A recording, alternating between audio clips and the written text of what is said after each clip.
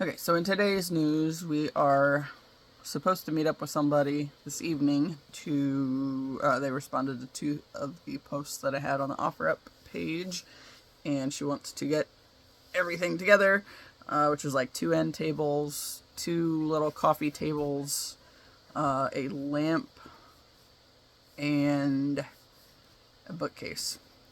And the bookcase, coffee tables, and lamp all kind of match. The bookcase is slightly different gold coloring on it, but otherwise you can still tell like the faux marble matches the other faux marble. So yeah, and then the other two end tables are just white, but they look close enough with the rest of it that she wants it all. So I want it out of my space and the money out of it, so that'll be helpful. Because I was supposed to sell the two end tables with the Bluetooth charging thing for $25 to somebody tomorrow, and this girl she asked me about it last night, and I said those are pending pickup, but the other stuff is available. And she said, "Darn, I was hoping to pick them all up." And I was like, I was kind of thinking about it, and she said, "I'll give you $35." I was like, all right. So I told the guy tomorrow, I said, this person is interested and said they would give me $35 for it. And he said he wouldn't pay more than 25. It's like, all right, moving on. So, done deal. Got it. Which, not done deal, because she has to come pick it up, but she's at work right now. And so she said it's like a half hour away from her work where I'm at. So hopefully that all works out well.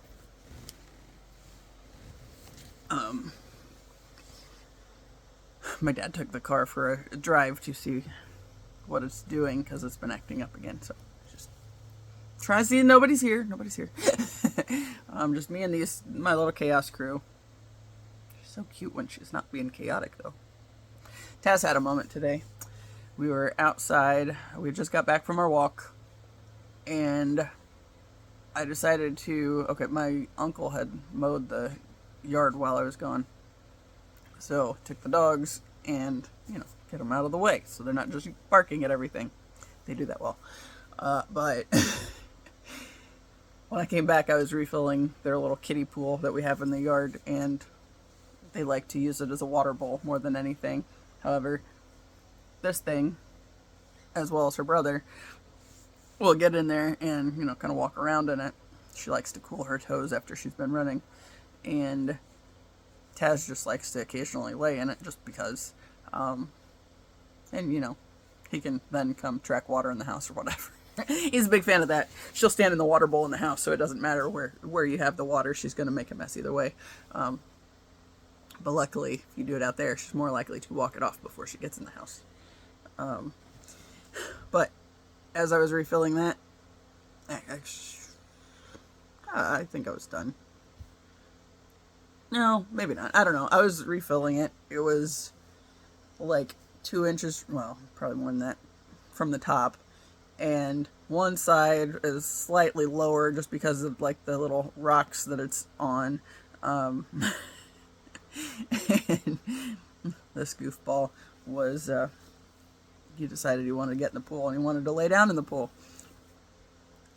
But he had to get in just the right spot. He ended up too far over at the spot where it sloped and went to put his butt down. And it went over the side of the pool, and he just kind of like twisted and rolled out. It's like, what the hell? I'm really sad that I did not have that on video because it was super cute. Yeah. But the other part of the hot mess thing today, actually, I don't know if I mentioned that on this one this time around. I ran this morning, so still not real great at it. Obviously, it's my third run in the past week, and I skated 9 miles yesterday, so theoretically that's probably not an ideal time, but I'm mixing up my skating and my running and trying to get better at running as I go, right? So yeah, I went over to the park this morning and ran, and Got this shirt. I love this shirt. First time I've worn it, so it wasn't made to be subtle, but oh, it was good fun. So as I was, I think I had probably between half a mile and a quarter mile left to get, probably closer to a half a mile to get back to the car. And it's Saturday. It's beautiful. There are tons of people at the park, right? And tons of people with kids and tons of people with dogs and, you know, so tons of people. So naturally, there's this little church group standing at this one corner on the path that I'm on, right? And I know what it is from afar, even though like I couldn't see exactly what their sign said. And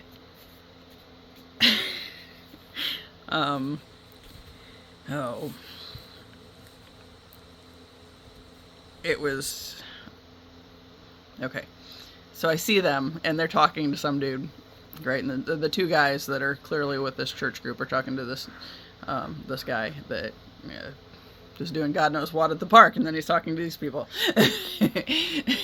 And there's this lady that's like 10 to 15 feet away from them, like she's eyeballing people to get ready to talk to them, right? So if they look like they can, you know, they can be suckered into hearing the spiel, then great, you know, but she's clearly on the watch. So, and I'm clearly not a big fan of church. And it doesn't matter what kind of church, and it doesn't even matter what kind of religion anymore. Like the patriarchal religions are shit. That I do know. So yeah, anything that tries to push patriarchy is like not something that I want any part of hearing about. But anyway, so I'm running in my shirt, and I had actually had, at that point, I was taking a break on the running part, and I was like walking because like it kind of sucked. You know, I kept pushing myself and was doing better at pushing myself for longer stretches, but still, we're not like, we shaved seconds off of the run time, maybe, but not a whole lot. So I was walking, and then it's like, all right, let's see what the stupid sign says.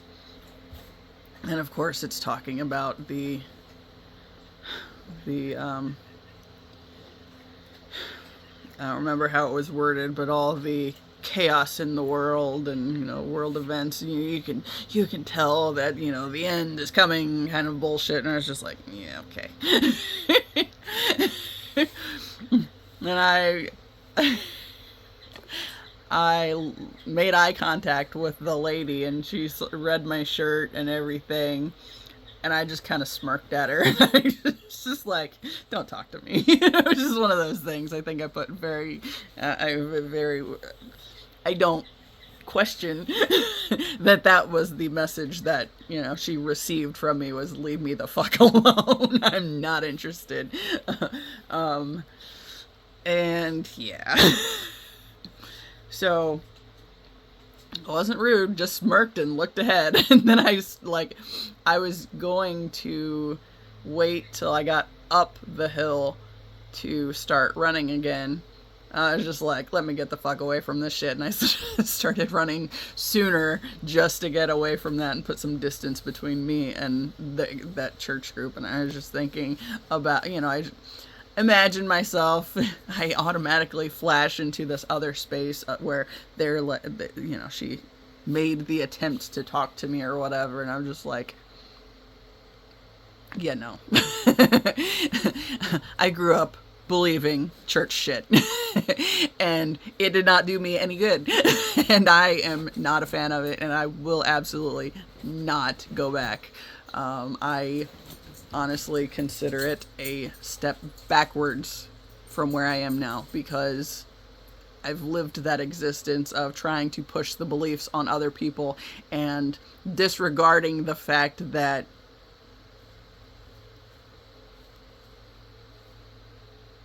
basically what the church stands for is treating people like shit, right? So, like, the whole reason we have the world conditions that we do today is largely because of the church keeping people in this mindset of being absolutely locked in fear and, just you are worthless without God. So, you owe everything to this thing that's so far beyond you that you're not worthy of and that doesn't actually care about you, yet you have to have it through the Son. You have to have it this specific way. It's like, I did the church shit for a while. My wrist says Jesus wept, right? And I got the Bible verse on this one, Isaiah 46:4. Even to your old age and gray hairs, I am he that will sustain you. I have made you, I will carry you, I will sustain you, and I will rescue you. I agree with that one, right? I do believe very much that God is active in the world, but I think the church and what it does actually stands in the way and blocks most people from getting there, right? So, and all the things that it condemns, and, that I've seen it kind of condemn in a roundabout way, like, like music and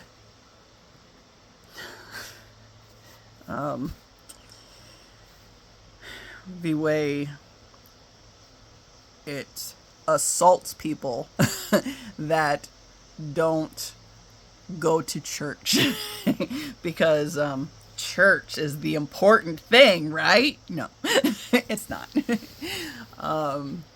It's just this whole thing, and I just have, the wheels are turning, and I'm thinking, I went through all of that church bullshit, the upbringing that, convinced me that I was absolute worthless, and, like, my life had me convinced that I was a whore because stupid people said stupid shit.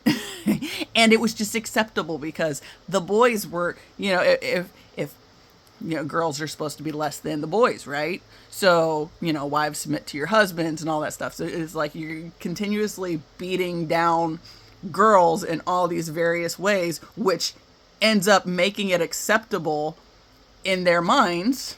Been there, done this.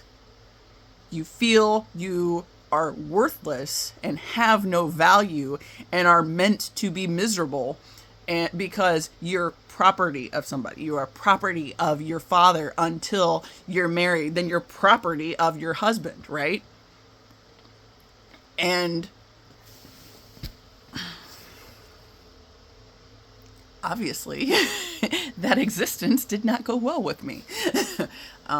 But I believed all the shit things that church wanted me to believe of myself. And there has been a whole lot of healing that has been required to move me past that.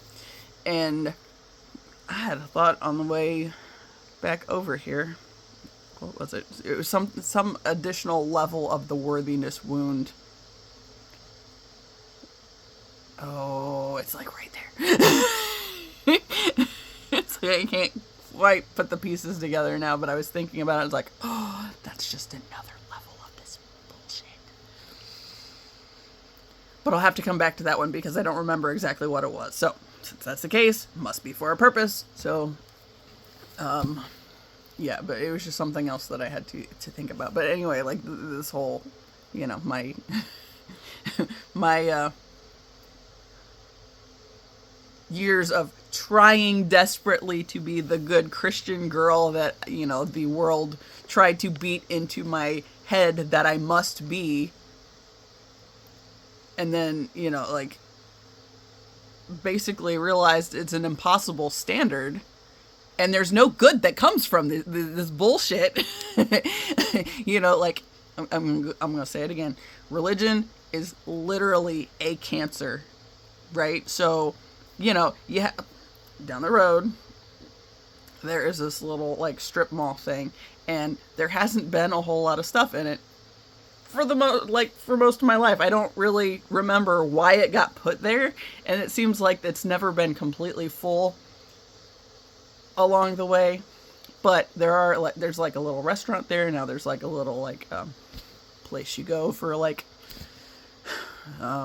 ham salad. That's the biggest reason we go there. Ham salad or chicken salad, but like they have other meat and stuff, so it's like, yeah, one of those. And then there's the Pizza Hut that opened up in there, right? And then I think there's a gym down there now.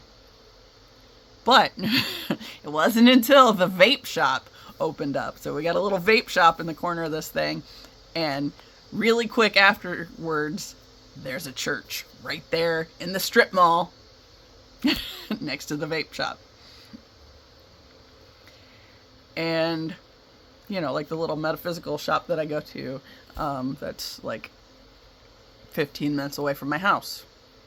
That's in a little strip mall next to one of these damn church pop-ups. It's like, yeah, I'm catching the theme here. It's like churches, it's like they literally show up where the sinners are, right? So they can beat it into your head that you are worthless trash and you need God to fix you. But they're completely ignoring the fact that they're treating people like shit and making people feel like shit, and essentially further disconnecting them from the possibility of connecting to God, right? The thing they're saying they have to have is the thing that's standing in the way of them getting to where they would be able to access without the fucking church in the way. So, I am all about bringing that, you know, that I feel like that's essentially one of my big purposes in my existence, right? So in those years of being the good church girl and the reading my Bible and all these things, you know, when I, you know, would read the stories of like, I think Deborah was the judge. I wanted to say Ezekiel was the prophet that went dancing through the streets. I don't remember. Honestly, don't care. What I remember was the dancing through the streets was something that really stood out to me. It's like, I want to be somebody that is so completely confident in what I believe that it brings out that kind of joy. And, you know, like, that's really what the journey is ultimately meant to do, without the fucking cancerous church getting in the way of people being able to access the divine, you know, by telling us that, you know, we are so completely split off from it that we, you know, we're worthless, right? But we're not. In fact, every single one of us that exists because we're ultimately, we're a piece of the puzzle, right? So nobody is the full thing, but we are all divine reference points. So the things you go through, the lessons that you learn, how you react because of those things, this whole life journey is to feed information back to the divine source that is the collective all of us.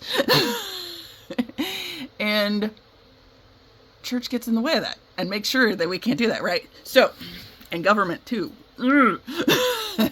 So for like all the years that I was like studying the different stories and everything, and I just remember, I would think, you know, I want that kind of joy and that kind of passion, that I can be so confident in what I do believe because my life has demonstrated in various ways that it is true.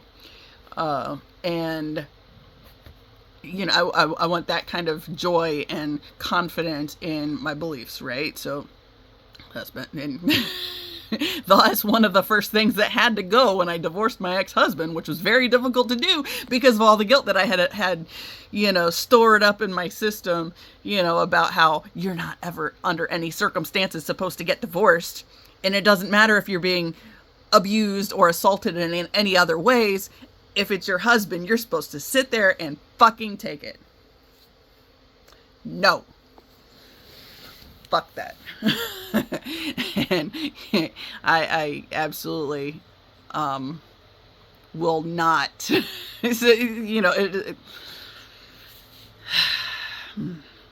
I definitely am getting mouthier and mouthier on when it comes to the church shit too, So, those close to me, which probably luckily there's not a whole lot of them right now because I'm still working through the pieces. But like there was one day I was going through a bunch of like books and decided I was getting rid of a bunch of shit. And a lot of them were things that I acquired in my, Christian bullshit days. I had this thought earlier. I was talking about that dude yesterday that I think his name was James Dobson or whatever, the one that died that, was essentially a big driving factor in making people believe how horrible children are and that you need to beat the bad out of them, right? So he's like teaching people early on to abuse their children, right? So that, that's his grand thing in life, right? That's his big accomplishment. Thank God that dude's dead, right? But he already did a whole bunch of damage for a whole lot of people. And I was thinking, because this connects with the books, I had this book that I think his son wrote. And I never read it. I think my grandma gave it to my brother. And I don't know that my brother ever read it. And it was just one of those, it's like, just the look of the guy on the cover even, right? It's like, nothing about this says anything other than spewing hate. And of course, it was called, what was it called? Be intolerant because some things are just plain stupid. Yes. What's the saying? There is no love, or there is no hate like Christian love. That's it. Yeah. So the book thing, that was one, my brother gave it to me. I don't think he even read it. I could not ever read it. Just having it was like, ugh, this is just like freaking like evil spewing out of this stupid shit that, like I wouldn't even put it on the bookshelf. It was usually under it somewhere. And finally, when I was purging things, it's like, I never felt good about the possibility of, donating it somewhere. It was like, this book is in my possession.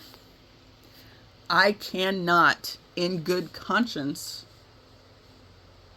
put that out there where somebody else has access to it. Not the copy that I had in my presence. So I burnt that shit. And it felt good.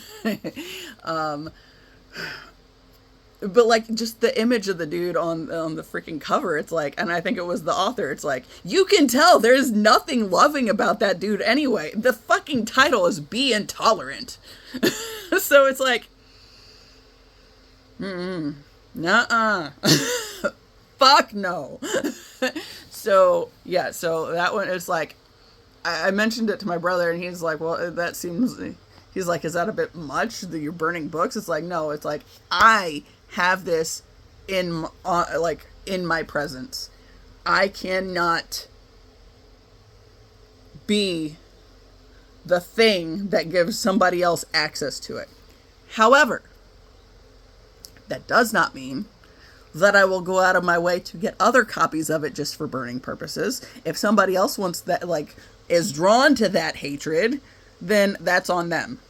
But the one that I had in my possession could not go back out there at large. Right? So, but yeah, I was thinking earlier, I think that was that dude's son. Speaking of people that the collective, well, there's a collective sigh of relief when they're gone. I think that's one of those. However, as I said, the damage is still already done, so we still gotta, there's a whole lot we gotta undo for that bullshit. So yeah. Anyway.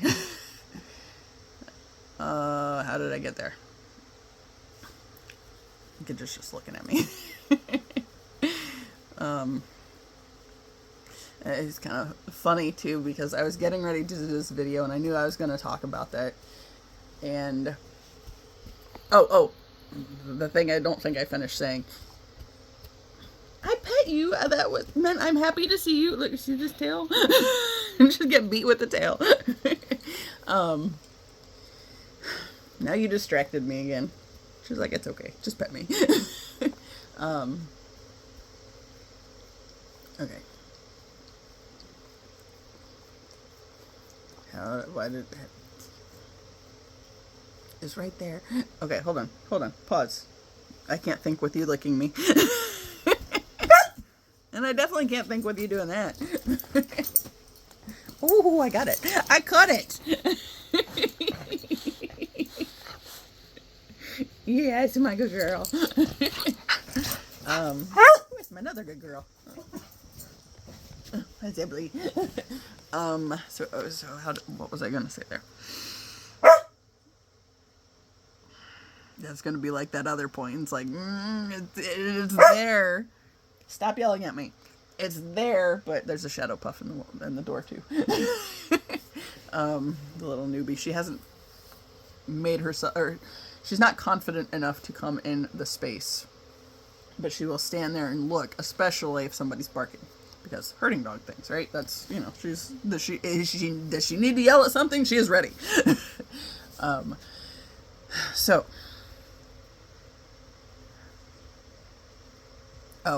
this has nothing to do with anything that I was talking about, but I remember the other point.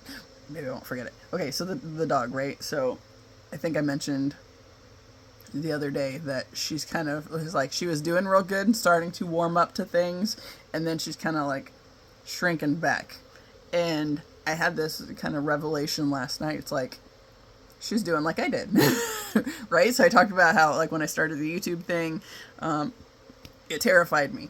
And just the process of starting the channel was enough. That forced me, that was an expansion of so far beyond what I thought I was capable of doing, that I had to take some time to recover. Right? To get used to this thing that now I've been doing, this thing that I would have previously not thought myself capable of. So now I have to reestablish, like, what does that say about me, right? So like the shrinking thing, that must not be what I'm supposed to be doing, because clearly I have proven that I can do more than I thought I could. So I had to take the time, right? So it's like the whole journey has been growing and learning and making sense of these things, right? So then I was noticing with the dog, it's like I think she's been here a month as of tomorrow, and I think my mom officially let them know that she is staying. And, it's just like, she started warming up, she started being able to play, she started doing things, and then all at once she, like, got back to the point, like, because she doesn't like coming in the house by herself, and you can't look at her. If my three are out there with me, and, Gidget's been playing, Taz's been doing whatever, Ziva's, like, patrolling whatever, she's hung out with them for a while, and it doesn't happen every time, but a lot of times, she will just follow us to the door, and then we leave the screen door propped open, because if you have to stop to open that, it messes everything up. So we leave the screen door propped open, and so when I walk in, I leave the door open, I'll kick my flip-flops off and step behind the door, because she struggles. Like, there are times, if she's feeling confident enough, she will just walk in behind me and just, like, go off to the side and go around to her spot on the couch. if she has a moment to hesitate, then she like reverts back, and then she'll just like go stand outside, and like she just can't bring herself to come in. So what I was thinking about with her was it's that same thing. It's she's moved beyond what she knew before. So now she's kind of like back into this point where she's almost kind of shrunk herself back in a way because she was learning how to dog better.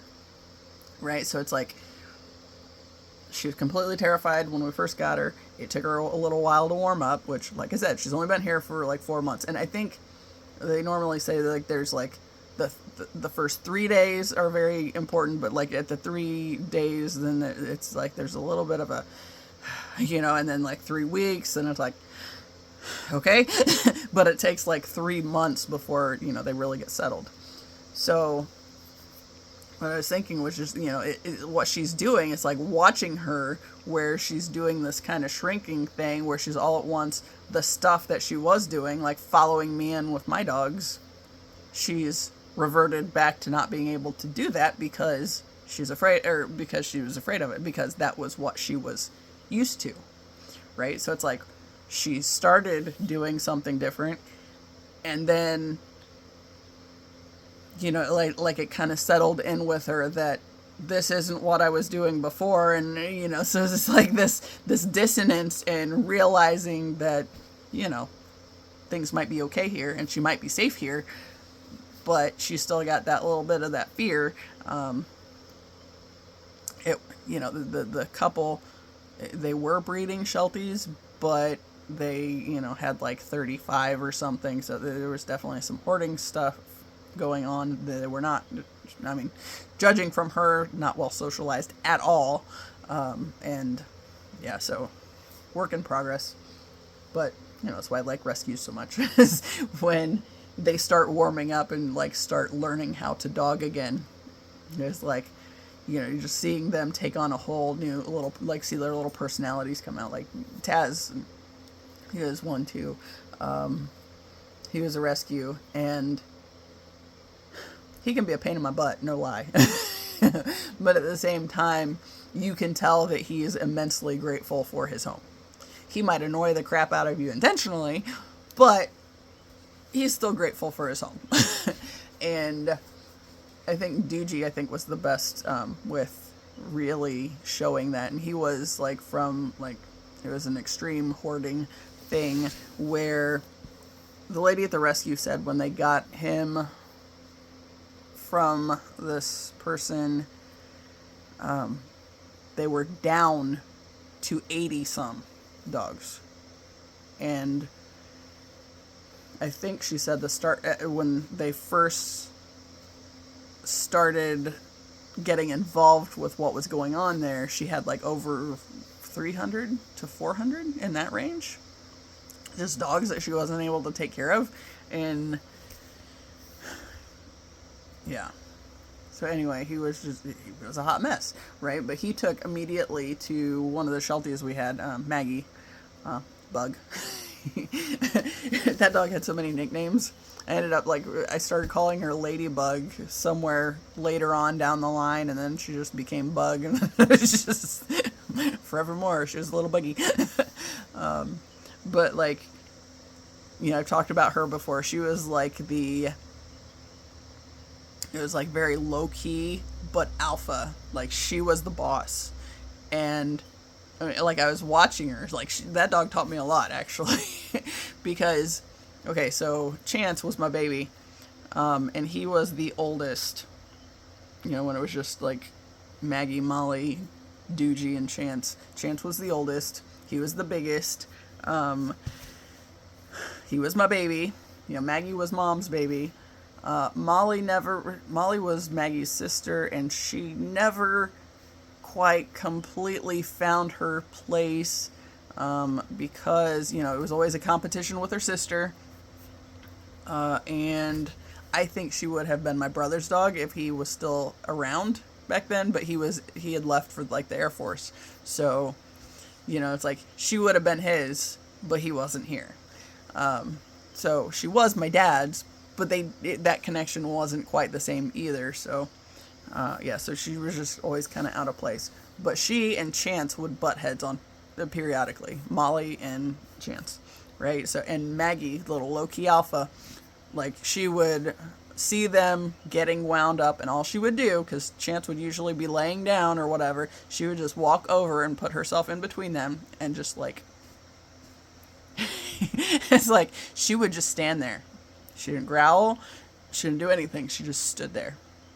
And, you know, eventually you just see this energy where they just, you know, they both kind of look away, and then there's like, there's this sigh, and then like, it's over. It's like, that dog's the alpha. It's like, you can just see what she's doing, and it's like completely the energy, which, you know, I learned a lot from like Caesar Milan, paying attention to what, Doogie was very into his show. I was watching it a lot before I got Doogie, but then once I started watching it when we had Doogie, he was just like all into it. And I have like pictures of him watching the dog whisper.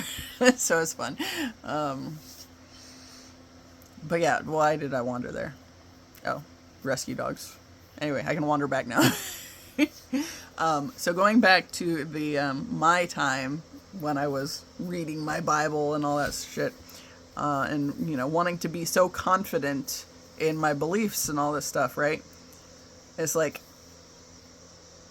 it's just the beliefs can't be connected with church, because church is too big trying to put everybody in fear, right? There are people in the church that can act from a place of love, but that's not generally what you get. It's like, those are more the exception than the rule, even though it should be the rule. Hold on a second, I'm going to pause for a minute. Yeah, Whiny Pants took off. She'll be back to yell at me somewhere. Yeah. But anyway. Hi. I said she'd be back.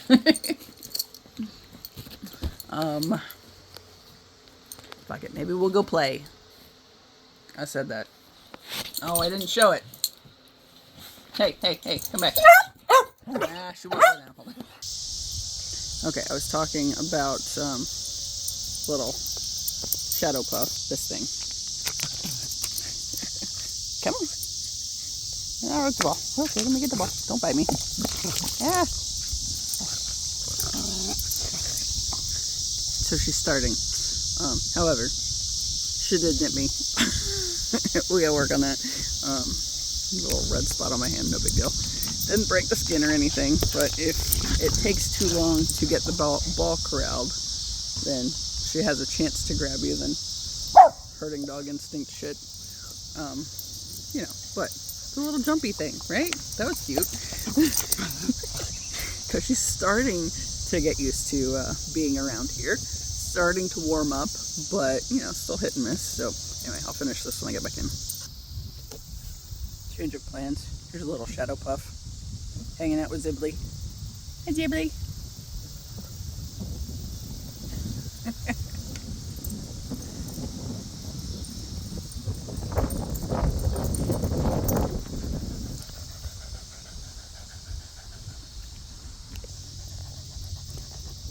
Also, still kind of standing back.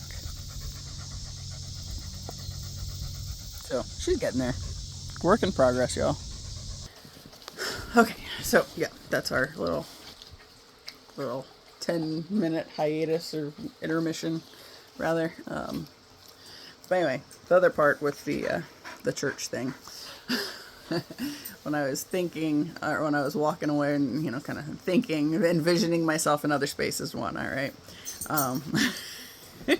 One of the things that came up was you know, with everything that I've put out there in the world, with everything that I prayed for, including in my good church girl days, it's like, I fully anticipate being a big part of the thing that, you know, kind of ends the religious need,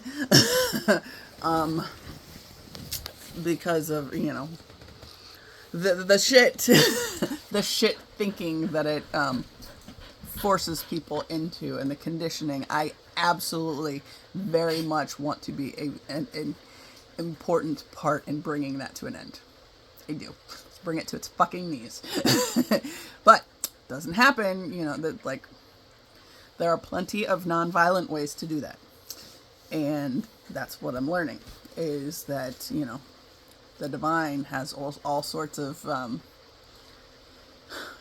we're all of us are connected, right? So it's like there are certain agreements that we have with other souls, soul contracts, if you will, that, we are connected to these people for a purpose, right? Or for a specific purpose, right? So, come together of the energies. As an example, going back to the twin flame thing, right? So, I talked about the 5 dudes in the band and how they were basically my activation point, right? So, at a time when I was really pretty damn depressed and trying to heal and not really understanding how deep the healing was going to demand that I go through. So there's the twin flame connection, which, I connected with. Okay, I was made aware of the band that he was in like 2020. Then, it was like September that year where I went from having thought that I would never have any social media aside from Facebook because everybody that I was interested in connecting with was already on there, and what good would it be to get involved with other shit to kill time, right?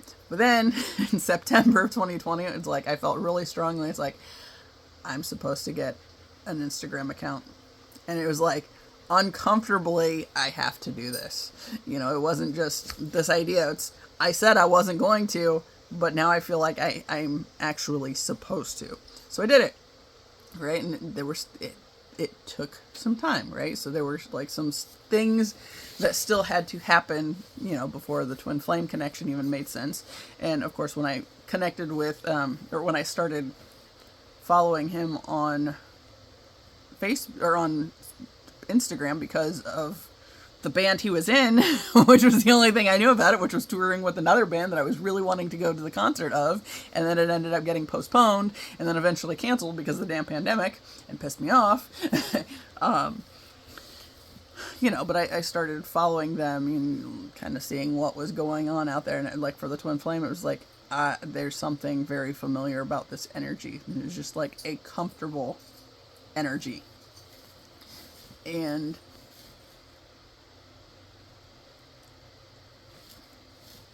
I joked to somebody about maybe I should manifest one of those. And it was somebody that I was very temporarily friends with, like extremely temporarily friends with. She did, however, help me do the energy clearing that, to get the, to rid myself of the demons that I invited in, if you will, back in middle school. And that was also the end of the connection because leading up to her, well, I don't know if she ever had anybody help her clear that or not. She said she was probably going to need somebody to help her clear it from her system because, she felt it kind of latched. That's what they do. You're calling it out of one person and, taking it on yourself, kind of a thing. So she said she was going to have some assistance in getting it cleared. She said she had people that helped her with that, right? That's why she did this thing that, she's energetically helping people, or she's helping people with this energetic clearing thing. And in the meantime, she started like getting mean, right? So she helped get this thing out of me, and I think, took it on to her, and like she just became really mean, because then you think, okay, so if she takes this demon from me and into her own system, and then it's still there, and it's like trying to attack me through her, basically, because it got removed from me and, you know, taken on by her. It makes sense. So, you know, we were friends for a brief time. She helped me do the energy clearing. She did comment to discourage me on maybe I should, the comment of maybe I should manifest one of those, speaking of the twin flame. And I was like, yeah, you're probably right. He's probably out, or I don't remember exactly what I said, you know, because it was, I had to go lower than that, you know, to get to the point of really realizing, you know, or making that assumption 2 years later of he's out of my league, right? So I joked about maybe I should manifest one of those. I didn't really take myself seriously because I didn't, that worthiness wound thing, right? It's because I thought myself to be a shitty person and, you know, not worthwhile of anything. So, you know, so no, right? But it was like, I was interested in the possibility of relationships at that time. And it was, you know, a couple years after the divorce. And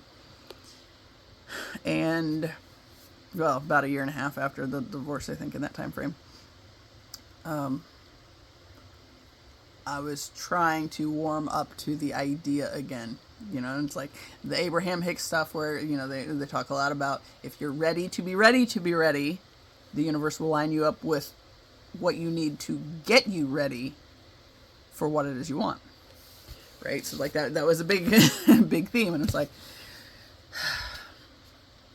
but what I was trying to loosely see what was out there. I got on some dating apps, and oh my god, it was awful. And I have known for a long time, like, okay, pretty much after I met the dude, okay, the first guy I met, the one that I thought I was going to marry, was off a dating app. And it's like, well, that worked well enough. It just, you know, didn't end up amounting to anything. But for at least 4 years, it was kind of an important connection. But then the next one, you know, because after me and the guy I thought I was going to marry split up, I ended up joining the military, right? So I got my basic training, my AIT and all that stuff in. And like, more of those things were stirred up to further activate that worthiness wound piece, which this is back in 2011.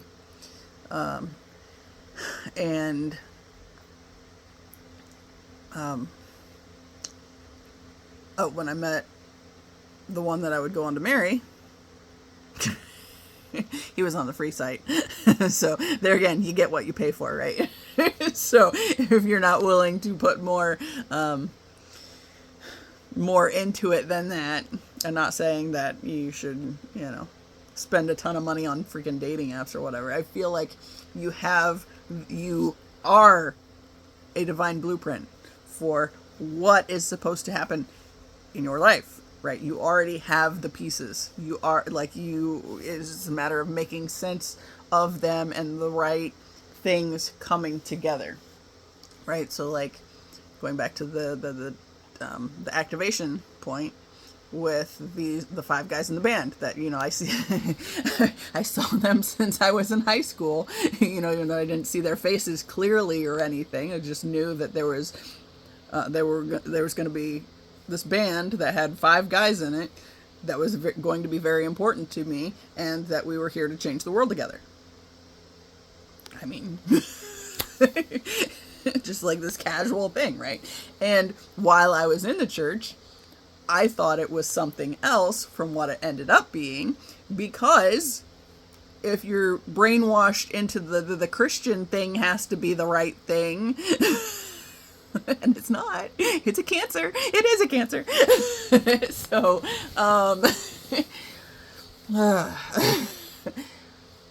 so, you know, back then, I knew that there was this group of guys that was very important to me, and, you know, that we were somehow here to change the world together. That just seemed like this elusive thing. But I saw it when I was in high school.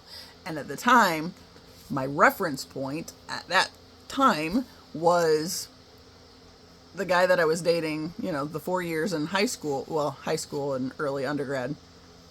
Sophomore year. He was in a band, right? Them good Christian boys in the band. So I thought that it was, like them somehow.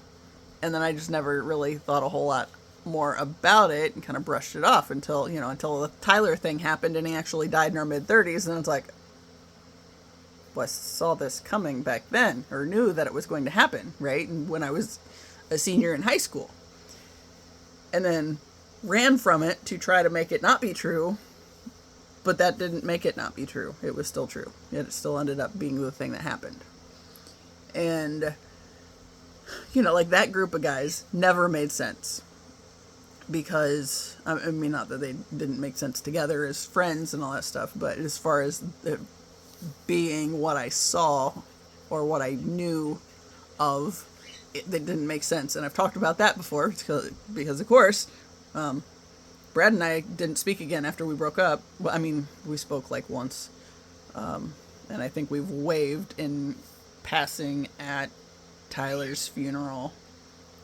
But like, that is it. If you could even count that as even acknowledging each other. And, like after the breakup, it was kind of like I was shrinking, like he had been a safe space. So then but I knew that we weren't supposed to be together. Like we were never meant to be forever, right? I knew that about as early as we started going out. I mean, not immediately, but, we broke up 3 times in the first 2 years because I knew we weren't meant to be together. He wasn't who I was meant to be with. But for various reasons, and including the one where he was one of few people that knew about my suicide attempt at that point, so he was a safe space. He was an ally in that also, right? So he was somebody that knew some of my shit and was still willing to hang out with me in the meantime. Honestly, like like we broke up 3 times in the first 2 years. Always me. Shit, all the breakups were me. And always because I knew he wasn't my forever. But, at one point, his sister ended up in my section and marching band. It's like, she is going to make my life a living hell if we are not together. So, part of it was safer to be with him than to have to deal with her also antagonizing me in this thing that I love, which is band. Because there were plenty of other bullies in the band. My cousin and his BFF that I've talked about many, many times, they were there, always there. So it's like I didn't need more to complicate that. So it was safer. And also, I didn't want, there was a span of time, when Tyler and I were made section leader, him for the battery and me for the pit. There was a time where it was like, I don't want to be another girl that just has this big, massive crush on him either. And it's like, I didn't entirely trust that I wouldn't be that if I wasn't otherwise preoccupied on the relationship end of things. So, so yeah. But, again, going back to the 5 guys, it's like, Brad didn't make sense because, we didn't talk hardly at all after we broke up. Steve hated me. Steve always hated me. He was very much the full church type, back then anyway. Brandon, both of his parents were pastors at that church for a while, or at the church that, we all started connecting through. His dad was the head pastor and his mom was the youth pastor. And they started this, red letter edition thing that, Tyler and Paul invited everybody into from Drumline, and like it became like this big thing where like the Drumline was also a church group. I mean, not completely, not everybody went to the same one, but there was a huge chunk of us that went to the same one, and others would pop in from time to time. But yeah, like Brandon, we never really connected. Steve hated me. Brad and I stopped talking after we broke up, and Paul moved to Colorado and has his own thing out there, and then Tyler died in our mid-30s. It's like, so that didn't really make sense. But I didn't register that back then. And of course, when I was trying to not believe the knowing that I had that Tyler was going to die in our mid-30s. So then when that came around, it's like, okay, so what does that mean for that? That means I saw this thing, and then it ended up happening too. And it did not matter how much I tried to run from it, it still happened. But that takes me back to the other 5 guys, right? And essentially, the activation point. And, I've talked about this many times on here. It took that exact combination of energies to activate me. Right? So what I'm thinking is, okay, everything that got them into this connection where they're in this band together and they're like going on world tours and stuff and like all this big important stuff, right? Before they knew each other, they all had like, there's other soul contracts, right? The things they pick up along the way. So like, okay, music. So maybe somebody, okay, first off, where do you learn to play music to begin with? The energies that have contributed to you stepping into this thing that's going to be important for you, right? And then, the different things that they've learned from other people along the way, right? So, this twin flame connection that when I was first made aware of who he was, like to the band, didn't really mean anything. Just attractive guy in a band, seems kind of cool. Okay. Big whoop. But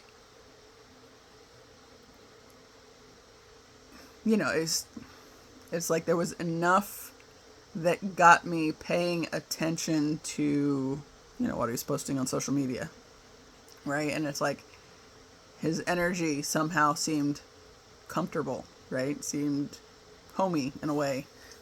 But still, like, not really making sense of that until much later. So it's like they came together, and it was this exact combination of people who had their exact combination of other people that had poured into them to help them learn about their craft and all these things, and like all the things they learned together with I think I've heard them talking about like learning from other bands that you can hire your friends to do the stuff that and pay your friends, and then it takes on a new level of importance because you really care about the people who are out there helping you, like, on for the touring and all this stuff, and like all the behind the scenes stuff and all the stuff that goes into making it happen. So if you can like find ways to employ your friends, makes it a little more worthwhile, right? So they're all learning things and picking things up like that they contribute to the group, whether it's something they share with somebody that they learned or just how it affects them in doing what they do because of what they learned, right? So all the energies that got those 5 pieces together, right, for this vision that I was seeing when I was 18 years old in high school. That was a lot of years ago. 25, no, it's 23 years ago. Right, so 23 years ago, I had this vision. Yeah, that's weird. And then, like, it didn't register to me it didn't register for me who he was to me until certain other pieces had fallen into place, right?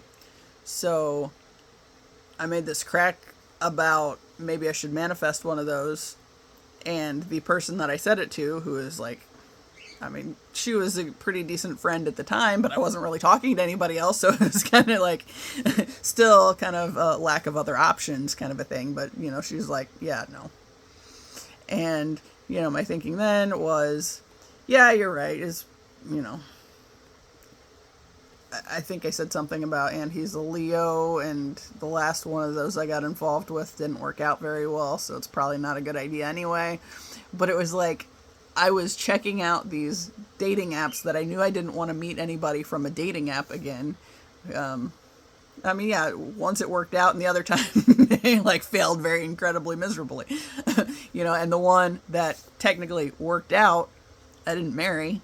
I thought I was going to marry, but I didn't marry. And then the one that I did marry, I shouldn't have married. But because of like these bad beliefs that I had, that, I was property of my father until I was property of my husband, that still, it was the perfect toxic combination of fucking myself over, essentially. But what I realized from, just that little bit was my dad didn't like my ex, and the one I married. He didn't like him from the get-go, but he never said anything. My brother didn't like him from the get-go, but he thought because he was, across the country with the Air Force and all that stuff, he didn't feel like he had any business telling me that he didn't like him, because he didn't really know him, right? But like for me, it was, this is the worst possible one I can select. Say something. And then they didn't say anything, right? So then I end up in this connection that, I feel like I have no way out of, because they didn't give me permission to not do it. So I had to do it. But then it failed miserably. And then, I have all these like toxic church beliefs telling me that I'm a bad person if I divorce this dude who is emotionally abusive. Like, we were married less than 3 months, and I wouldn't even change my shirt around him because he was such a dick. And I could just feel the judgment. And it was like, that was within 3 months. And, it was like, we got married and it was all downhill from there. And then really realizing how stuck I felt because of the church beliefs, and because every time I started thinking this way, okay, there were several times I would try to leave him, right? I left him in Alabama. The first time I left, I was really pissed at him. We had just moved down there. We were staying in the apartments, and it was the little bit of, I just emptied out my fucking retirement account to help us make this move, and you can't help me pay my car payment to keep my car from getting repoed, right? So car didn't get immediately repoed, but he wasn't helping me. So it was like, I just threw all this money away on this big ass move, on getting his truck ready for this big ass move, and because it didn't have an AC, and we weren't about to be driving that fucking truck around Alabama without an AC, so like all the money that I spent on getting that stuff like taken care of. And the even better part was, like, the truck, that was student loan money. That was, we're going to max this out because we can, and then we're going to have to pay it back later. So all that stuff is still accumulating interest. Yeah, because of course it is. Right? So, and it's like, he spent his entire time telling everybody that I was only after his money. And yet, he basically depleted what I did have. And more than willingly allowed me to do it and encouraged me to do it. You know, like there was the one point in time we had $100 in the bank account until payday in the joint account. God only knows what was in his account. Like I wasn't allowed to know anything about that one. But we only had $100 till payday. That was like the big thing. And I said, we need groceries. And he said, we should get a chameleon.